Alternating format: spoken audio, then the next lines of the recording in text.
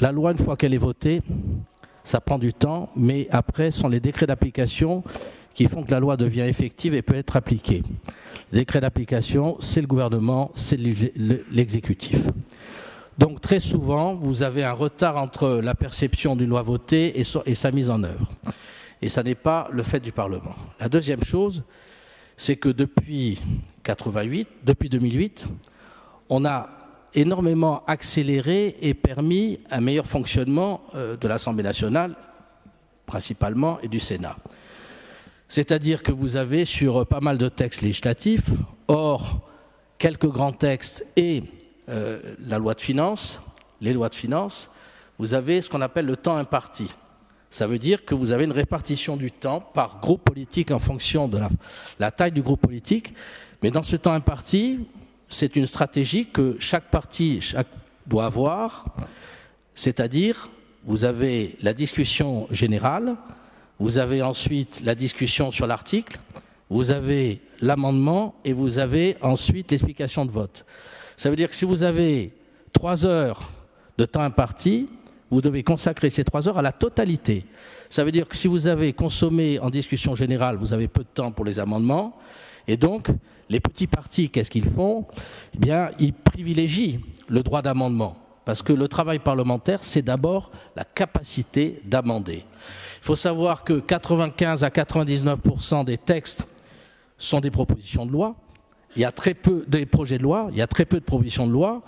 Les propositions de loi, elles sont tellement filtrées qu'à la fin, chaque année, il y a peut-être 100 propositions de loi qui sont présentées en séance, et sur les 100, il y en a peut-être 10 qui sont adoptées. Tout le reste du temps, c'est le temps qui est réservé au gouvernement. Donc on le voit, si on revient sur le droit d'amendement, ça veut dire qu'on enlève au Parlement son pouvoir. Je dirais que c'est spécieux parce qu'on le voit dans ce texte, il y a énormément d'éléments qui tentent à apporter un pouvoir plus important à l'exécutif et à l'administration. Et on voit très bien que ce qui s'apparente à, entre guillemets, à du jupitérien trouve aussi son écho dans ce texte. Donc, le droit d'amendement, c'est un droit essentiel pour le Parlement. Il n'y aura pas de Parlement sans droit d'amendement. C'est comme lorsqu'on dit qu'entre le temps de parcours d'une loi entre l'Assemblée nationale, le Sénat, la commission mixte paritaire, on peut perdre des semaines. Pourquoi perd-on des semaines ? C'est l'encombrement législatif. Jean-Louis Debré avait montré un jour sur son bureau qu'entre 1970 et 2007, il y avait à peu près 2 mètres de hauteur de plus de textes législatifs. Autrefois, le Parlement, l'Assemblée nationale siégeait du 2 octobre au 20 décembre et du 2 avril au 30 juin. Aujourd'hui, l'Assemblée nationale siège tout le temps, doit exercer le contrôle de l'exécutif et maintenant évaluer, je dirais, la mise en œuvre des textes législatifs. Donc on le voit, cet élément est très très important. Je dirais que pour moi, c'est la chose la plus importante, c'est de préserver le droit d'amendement, la capacité du Parlement à pouvoir travailler. Et c'est vrai que ce texte ne donne aucun des moyens, parce que les économies à faire seront des économies marginales. Or, on sait que le gouvernement proposera vraisemblablement de renforcer les moyens financiers pour l'action parlementaire à travers le personnel qui vient accompagner ce travail, que ce soit au niveau des commissions ou que ce soit au niveau des attachés des parlementaires. Donc sur ce point, je dirais qu'il faut être intransigeant parce que c'est l'essentiel de notre démocratie. Le deuxième point, c'est la réduction du nombre de parlementaires. Moi, personnellement, je dis, je ne suis pas opposé à la réduction. La question, c'est comment va-t-on les réduire ? Et ça apporte la réponse à ce qui vient d'être dit par Gilles Siméon et par Maître Casals, c'est on va forcément utiliser la démographie. Et forcément, ce sont les régions, les territoires les plus fragiles, les plus faibles, qui sont les premières victimes. Alors qu'un député rural est beaucoup plus important qu'un député urbain. Dans l'urbain, vous avez les grandes villes, le maire a une influence. Le président d'une métropole a de l'influence. Le président d'une communauté d'agglomération a une influence. Dans le rural profond, là où c'est fragile, le tissu est fragile, là où il y a peu d'habitants, le député, il a un rôle important à jouer. Donc c'est là-dessus qu'il faudrait, je dirais, interpeller le gouvernement, c'est de dire, c'est la circonscription.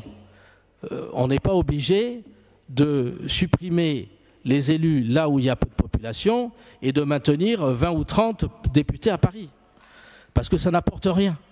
Donc c'est là-dessus, je pense qu'il faudrait peut-être faire une proposition dans ce sens que si réduction il doit y avoir, et on peut comprendre une réduction, non pas pour faire plaisir à l'opinion publique, mais par souci d'efficacité, si on veut distribuer et redéployer les moyens, mais que ça ne touche pas les territoires les plus défavorisés, les plus en difficulté. L'autre point, c'est, et là encore, on va redonner à travers cela un pouvoir de plus en plus fort, je dirais, à ceux qui sont déjà forts, pour affaiblir de plus en plus ceux qui sont déjà les plus faibles. Et à travers le mode de scrutin, on retrouve la même logique. C'est que, bon, moi je suis défenseur de la Ve République, donc ce n'est pas la proportionnelle que je soutiendrai.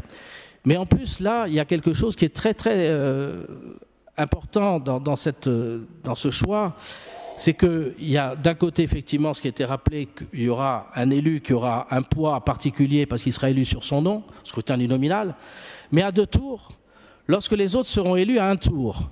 Et le fait d'être élu à 1 tour, ça veut dire que le soir du premier tour, le poids de ceux qui auront été élus va être déterminant dans la campagne de second tour. Et ce poids du premier tour, c'est le poids des partis, puisqu'on va redonner aux partis un pouvoir, apparatchik ou pas apparatchik, aux fonctionnaires et compagnie. Ça veut dire qu'on est en train de transformer l'Assemblée nationale avec la diversité de sa représentation en spécialiste. Et vous aurez de plus en plus des hauts fonctionnaires. Je le dis, c'est la prise du pouvoir par la haute administration. C'est le pouvoir centralisé. On est dans quelque chose qui est dangereux parce qu'à la sortie, le soir du premier tour, vous aurez déjà l'interprétation du second tour. L'électeur sera prédéterminé à son choix du second tour. Voilà. Et donc, comme vous aurez déjà un quart de ce nouveau Parlement qui sera déterminé par l'élection proportionnelle, eh bien vous avez déjà la configuration, je dirais, de ce qui pourra se passer ensuite dans la maîtrise du Parlement. Voilà, ce sont des questions qui pour moi sont très importantes. Réduire le nombre, ce n'est pas quelque chose à rejeter. Maintenant, d'évaluer le Parlement à tous les niveaux, c'est quelque chose qu'il faut absolument éviter. Pour avoir vécu ça, et c'est comme le droit d'amendement, on dit que les amendements doivent être refusés en séance. Mon propre exemple, j'aurais jamais pu faire passer par exemple le FIP Corse, le crédit d'impôt non plus. Pourquoi ? Parce que ce qui va être rejeté en commission des finances, qui est passé au crible, ou dans toute autre commission, il y a l'article 88 qui permet à tout parlementaire de redéposer en séance un amendement. Parfois, d'ailleurs, la stratégie, c'est de ne pas le déposer en commission des finances ou en commission quelle qu'elle soit, pour éviter un rejet et le déposer en séance. Pourquoi ? Parce que dans la séance, ce ne sont plus uniquement, je dirais, les membres de la commission, les commissaires, mais c'est le gouvernement qui va répondre. Et le gouvernement, il peut y avoir des négociations jusqu'à la fin pour que le gouvernement accepte. C'est comme lorsqu'on dit qu'il y a trop d'amendements, des amendements qui sont plutôt du domaine réglementaire. Mais en même temps, c'est une façon d'interpeller le gouvernement pour que ça ne soit pas dans la loi, mais que de la discussion générale, il puisse ensuite interpréter pour que le décret d'application reprenne ce qui aurait été dit en séance. Tout comme la longueur des débats. La longueur des débats, c'est quoi ? C'est pour tous les partis, et notamment l'opposition, de pouvoir peser dans la durée sur l'opinion publique pour que les médias s'emparent d'une question.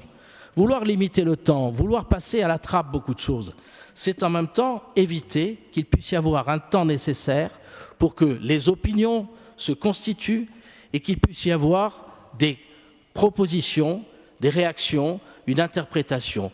Ça, c'est le jeu démocratique. Faire ce qui se passe là, c'est refuser en partie, je ne dis pas que c'est antidémocratique, mais refuser en partie que le jeu démocratique trouve tout son sens. On a réduit le temps de parole énormément. Les questions préalables, les questions dites de procédure, questions préalables et motions de renvoi en commission, avant, on pouvait parler, Christine Boutin avait parlé pendant 12 heures. C'était sur le Pacs. Aujourd'hui, c'est une demi-heure. On ne peut pas dépasser la demi-heure. Ça veut dire, faut-il encore réduire ? Voilà, je crois qu'on a atteint des limites. Je crois qu'on a atteint des limites dans le respect de nos institutions et du débat démocratique. Voilà ce que je voulais dire.